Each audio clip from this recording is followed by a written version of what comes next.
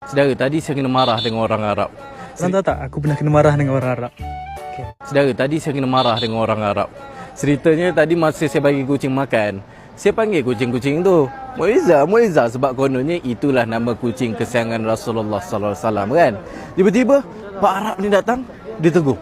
Lah, maafik Muizzah, maafik. Siapa pelik lah. Balik tu saya terus tanya Mutawif. Saya tanya, punya panjang lebar dia cerita dengan penduduk hikmah. Inilah pentingnya kalau nak pergi umrah, cari agensi yang ada mutawif yang berpengetahuan. Mutawif saya ni tanya apa pun, jawapan sentiasa bersandar pada sirah. Tanya selok-belok ibadah, semua saya boleh faham dengan mudah. Contoh pasal kucing tu, tanya mutawif, kenapa macam tu Ustaz? Dia pun jelaskan dekat saya. Rupanya baru saya tahu Nabi Muhammad sallallahu alaihi wasallam tak pernah ada kucing bernama Muizzah. Malah baginda tak membela kucing. Tapi jangan salah faham. Tak salah pun kita nak bela kucing. Bahkan kita mafhumkan tentang kasih Nabi Muhammad sallallahu alaihi wasallam kepada kucing. Jangan risau. Kita ni yang pecinta kucing tak salah. Yang salah tu kalau kita kurung mereka, tak bagi makan, biar kucing kita berak merata sampai kacau jiran. Juga terlampau cintanya kita kepada kucing sampai mengabaikan, membenci binatang lain. Sedangkan Nabi kita adalah rahmat bagi sekalian alam. Baginda kasihi semua yang terbentang di alam. Itulah Nabi Muhammad sallallahu alaihi wasallam kita. Akhlaknya tak memilih rupa dan harta. Renung pribadi, cermin diri. Makhluk paling bodoh dekat Malaysia adalah cat lover lah, peminat kucing. Siapa je minat kucing? Kau kena faham, aku yakin peminat kucing adalah orang yang ada masalah mental. Salah tu dia Islam, salah. Saya baru habis solat subuh, tiba-tiba keluar FYP dia punya video ni. Saya cuma mau cakap, pendapat dia tu bagi saya salah. Sebab cat lover ni, for me lah, cat lover ni dia ada aura positif. And then second, kalau dalam Islam, diorang ni sebagai orang yang penyayang. Pada waktu zaman Nabi ya, Abdul Rahman, sahabat Nabi, dia suka kucing. Jadi sekali Nabi nampak dia keluar sama kucing, Nabi gelarkan dia sebagai bapak kucing. Bapak kucing ni pula maksudnya adalah seorang yang penyayang. Jadi untuk DMA Islam jangan terus-terus cop orang tu ada masalah mental. Tidak. Okay, orang yang suka kucing ni bukan masalah mental. Diorang seorang yang penyayang. And then diorang ada aura positif. Orang yang cat lover ni, sekali dia datang, dia jalan mana-mana, kucing tu boleh dapat dia punya aura positif. And then kucing pun senang mau mendekati dia. Jadi untuk DMA Islam, janganlah cakap orang yang pencinta kucing ni ada penyakit mental. Tidaklah. Diorang mempunyai aura yang positif. So apa-apa pun, nasihat, jangan marah.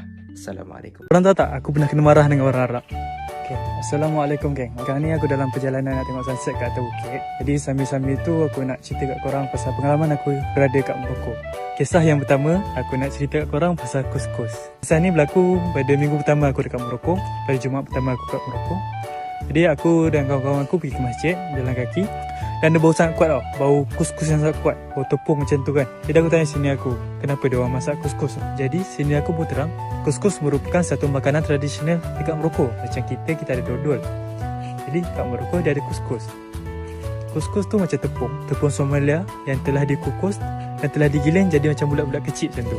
Jadi nak dijadikan cerita, esoknya aku pergilah ke kedai untuk membeli kus-kus tu. Maksudnya aku pergi kedai makan, aku minta kat pakcik tu, pakcik ada kus-kus tak, kami nak makan.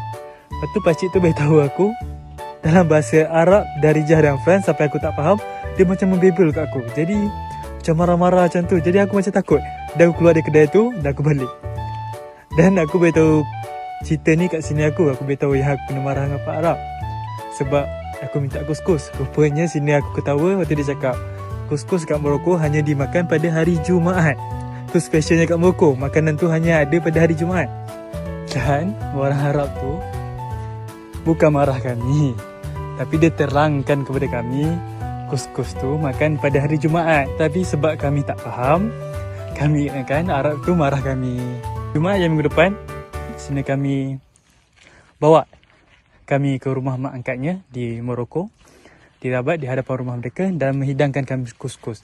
Jadi kami baru tahulah kus-kus tu apa. Kus-kus banyak sayuran, ada lobak dalam tu, Ada sayur, ada timun, ada labu, ada kacang kuda. Dan kuskus itu dimasak dengan banyak perencah dalam tu dan bersama kuahnya. Sekarang aku repeat makan kuskus tu setiap minggu pada hari Jumaat bersama jiran, dan kadang-kadang kami makan kat luar.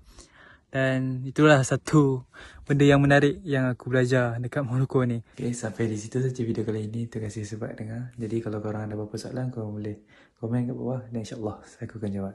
Bye. Are you game? Do you want to chat with me? So you live alone in your room? No, bersama ibu saya. With my mom.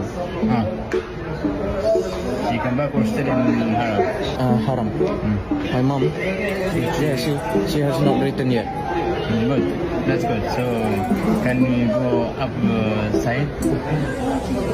My room. Yeah. For what? Untuk apa? What do you actually want from me? What do you think? Tak, saya tak tahu sebab saya bukan ahli sihir. I don't know because I'm not magician. Yes, you are. Straight to the point. Are you gay? Actual. Do you want to chat with me? Yes. So if got your attention, please just keep it in your pen. Also, just understand. I don't want to be among. Sorry for that. You angry or Tolong tinggalkan saya tidak mahu dalam perbualan ini lagi. in English? Please leave me. I don't want to be flowery. Dia buat sentuh-sentuh saya. Dia sentuh-sentuh tangan. Pengusaha sekaligus selebgram asal Malaysia, Hafiz Muhammad menuai hujatan warganet. Pasalnya, ia membagikan video yang menunjukkan dirinya dan beberapa staf mencoba mencium Hajar Aswad saat berada di Tanah Suci. Hafiz menjelaskan dirinya dengan tim dan istri berusaha mencium Hajar Aswad.